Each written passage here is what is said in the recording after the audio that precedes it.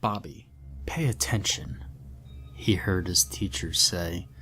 He snapped out of his reverie and looked up to see her glaring at him.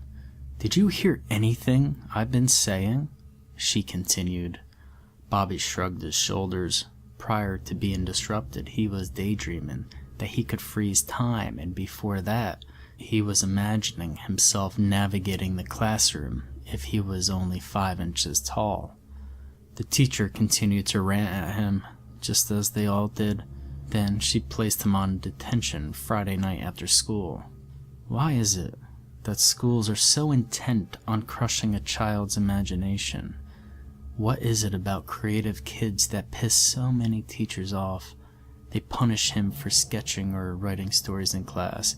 They punish him whenever he slipped into a daydream. His artwork wasn't the right style for his art teacher. His music was too modern for his music teacher, and he was even forbidden from using mnemonic techniques to revise for exams. Whenever he strayed from their formula and their methods, he was punished and told he would never amount to anything. At the end of the school day, the kids rushed toward the gate, saying goodbye to all their friends and classmates. Nobody said goodbye to Bobby, though. They barely noticed him unchaining his bike for the lonely ride home. As he approached his teens, he was finding it hard to connect with other kids and was used to being excluded.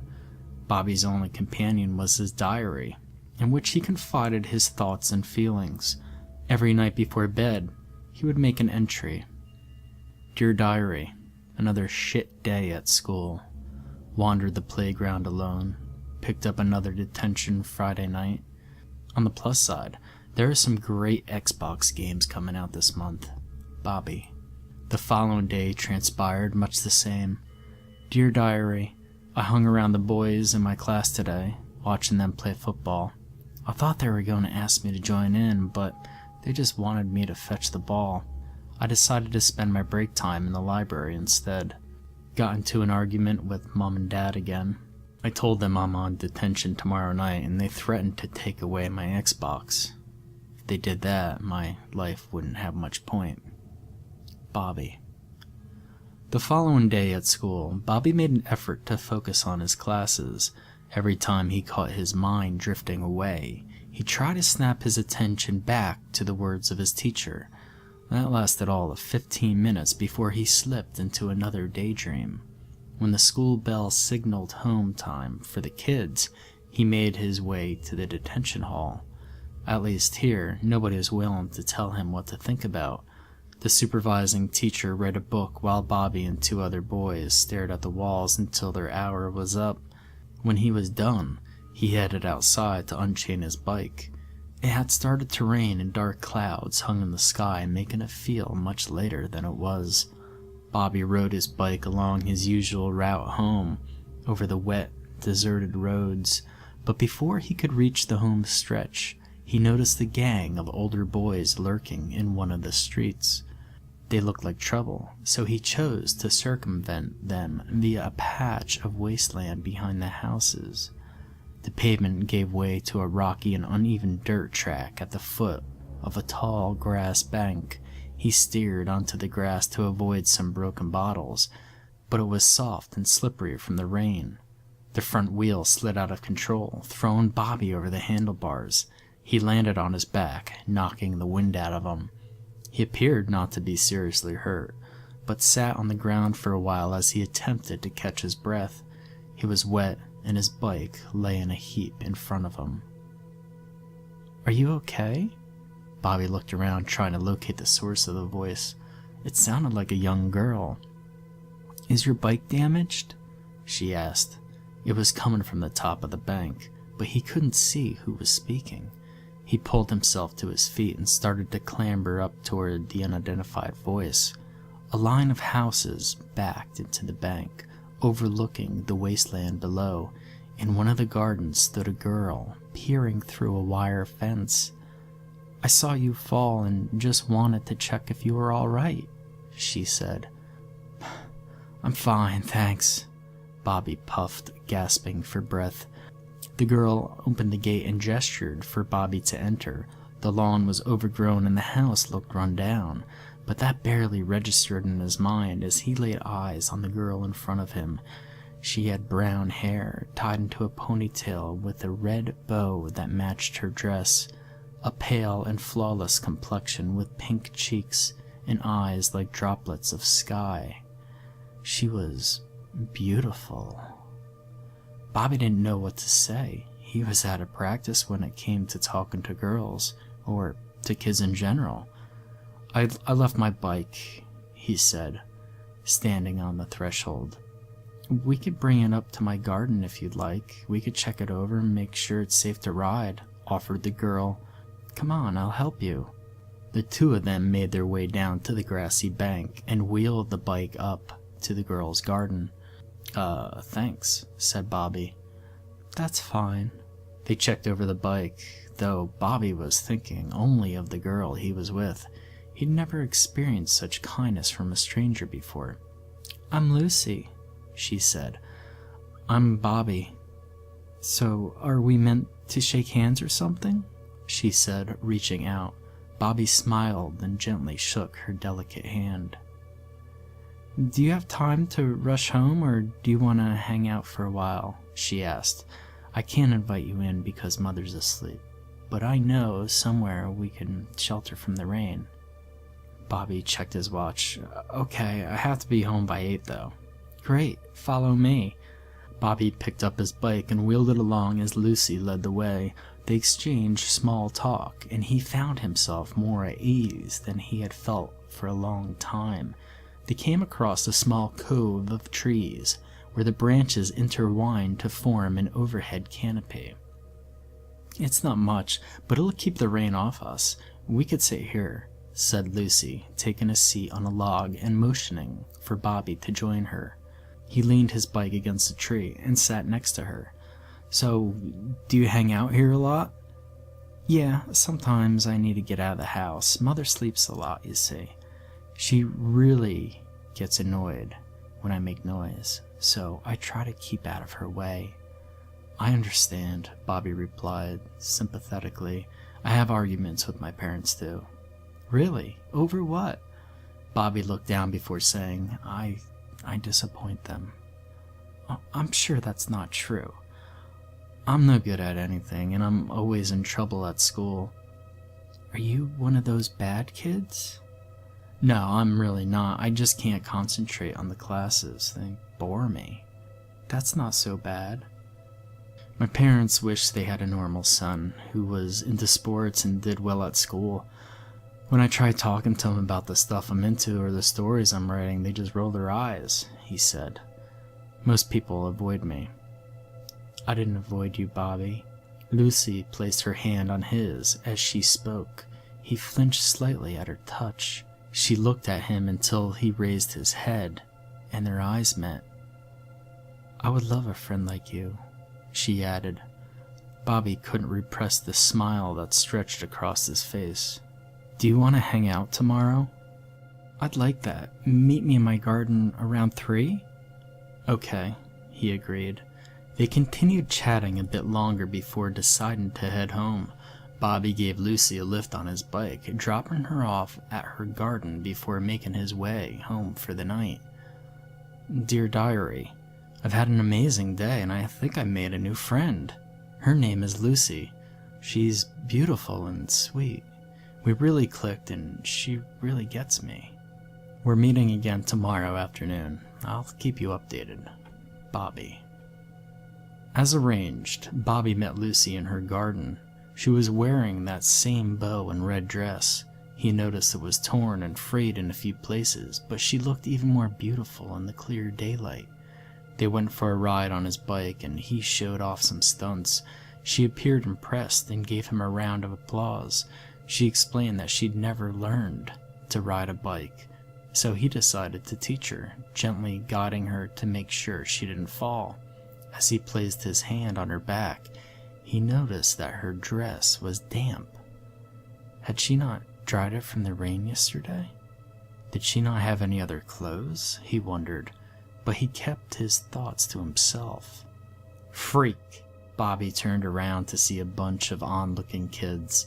They were shouting out and laughing amongst themselves. "Freak!" they yelled again.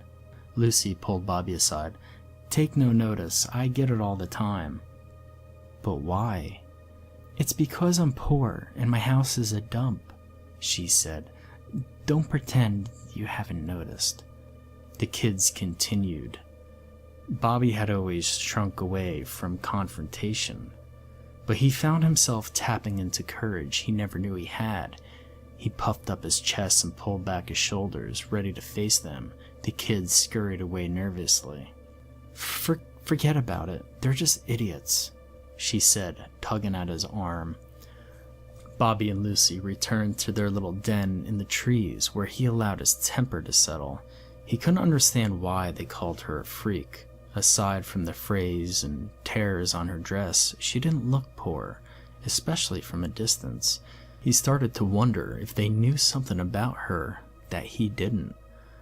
They continued talking and discovered a number of interests in common. Lucy loved reading too, but confessed that she didn't go to school much. When Bobby asked why, she said it was complicated and offered no more. He figured it was something to do with her mother, but decided to drop the subject. They spent the entire afternoon laughing and playing together and forgot all about the incident.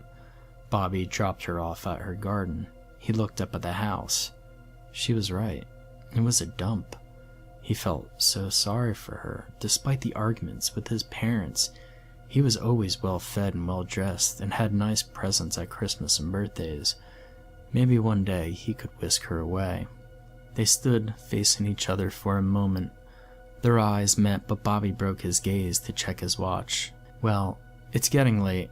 I guess I should get going." Lucy leaned in and wrapped her arms around him. "This has been one of the best days of my life," she whispered into his ear. "Mine too," he replied sincerely. Bobby pedaled his bike home, a smile stretched across his face and a fluttering in his chest. He met with Lucy again the following day and every night after school. "Dear Diary, I'm sorry I've not written any updates this week. I've been spending a lot of time with my new friend Lucy. I've never met anyone like her before, and I can't stop thinking about her. She's so caring, and when I talk, she actually listens to me. I stop myself sometimes when I think I'm rambling, but she always asks me to carry on, and she says she finds me fascinating. I think about her as more than just a friend sometimes. She hugs me and compliments me a lot, and it makes me wonder. She had a big argument with her mom last night and cried on my shoulder. We held each other so tightly and just stood there for ages in the rain. She looked at me with those big blue eyes, and I wanted to kiss her so much. I think she wants me to, but I'm scared to ruin what we have. Something really bothers me, though.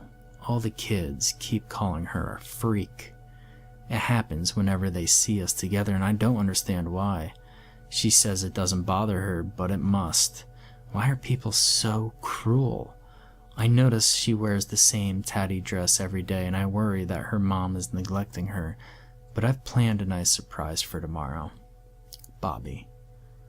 When they met the next day, Lucy joined Bobby on his bike, and they took off along the main roads toward town. "Where are we going?" she asked. "It's a surprise. I don't get to go into town anymore," she said. "This is so exciting." They arrived at a shopping mall, and Lucy seemed overjoyed, mesmerized by the wonders in front of her. They walked around, admiring things in the shop windows, and when Lucy pointed out a dress she really liked, Bobby offered to buy it for her. "That's the surprise," he told her. He'd been saving his pocket money for some new games, but the past week he hadn't even turned on his Xbox. "What? Really?" Lucy was jubilant. "But I can't, Bobby. That's your money. I can't." Bobby insisted and assured her it was what he wanted. So they went inside and bought the dress. "I'll wear this for you tomorrow," she said, and gave him a big hug. "I can't wait." Bobby treated her to something to eat and drink in a fast food place, but the stares they got from the people in there made them very uncomfortable, so they decided to finish their food outside. In fact, they endured a lot of stares in the mall that day, as well as a few giggles, and Bobby was sure he heard the word freak a few times too. But it wasn't enough to ruin their day or snap him out of the bliss he felt when they were together. Besides, Bobby secretly hoped that new dress he'd bought for her would put an end to the name-calling. When he met her the following day, she was wearing the new dress as promised. It was a dark purple with lace frills. She had untied her hair too, and it hung freely just below her chin. Bobby was taken aback. "Do you like it?" she asked. "I love it," he replied. That evening, they decided to leave the bike behind and go for a stroll over to the local park. "Do you ever dream about your ideal future?" she asked. "All the time." "Do you ever picture yourself falling in love, or walking hand in hand, taking the dog for a run over to the park on Sunday afternoon, then snuggling up on the sofa in the evening, watching movies?" I guess so," Bobby said. The truth is, he thought about it a lot, especially since meeting Lucy. "A girl can dream," she sighed. The following 10 minutes passed in silence as they walked through the park, taking in the autumnal colors and kicking through the leaves. Then he felt Lucy reaching for his hand. He held on to it, and they continued walking hand in hand. He felt butterflies in his stomach, and in that moment, he couldn't have been happier. Unfortunately, it was soon to be interrupted. 3 boys, a few years older than Bobby, stood in their path. "Look, it's the freak," one of them said. Bobby released Lucy's hand and positioned himself between her and the boys. "Leave her alone," he warned them. "Is that your girlfriend?" one of them laughed. "Mind your own business." "How about I steal her from you?" the biggest of the boys threatened.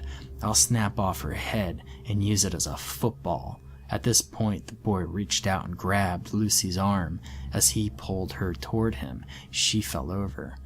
Bobby snapped. He threw a punch into the larger boy's jaw, who dropped to the floor in an instant. He then swung at the other boy, catching him on the nose. He felt it crunch on impact, and blood spurted out. The remaining boy saw his opportunity and punched Bobby under his eyes, but it wasn't enough to knock him down. Adrenaline rushed through Bobby's veins as he grabbed him in a headlock and tightened his grip until he screamed for mercy. "Bobby, stop," he heard Lucy say. He looked down to see she was still lying on the floor. He released his grip, and all 3 boys staggered away, defeated and humiliated. "Fucking freak," one of them muttered. Bobby ignored the parting shot and attended to Lucy. "Are you hurt?" he asked her as he lifted her onto her feet. "No, I'm fine," she said. "But your eye, it's all swollen." She ran her fingers lightly over Bobby's face, where he'd caught a punch. "It's nothing," he replied. Lucy leaned in and kissed him on the cheek. "Thank you, Bobby. No one has ever done anything like that for me. You are so brave." He blushed. "By the way, you dropped something," she said, handing Bobby his watch. "It must have come off in the fight. It's a good thing you found it. My granddad left it to me when he died, and my parents would go crazy if I lost it. It's beautiful," she said. "I've never had a watch before." "Want to try it on?" he offered. "You could wear it until we get back."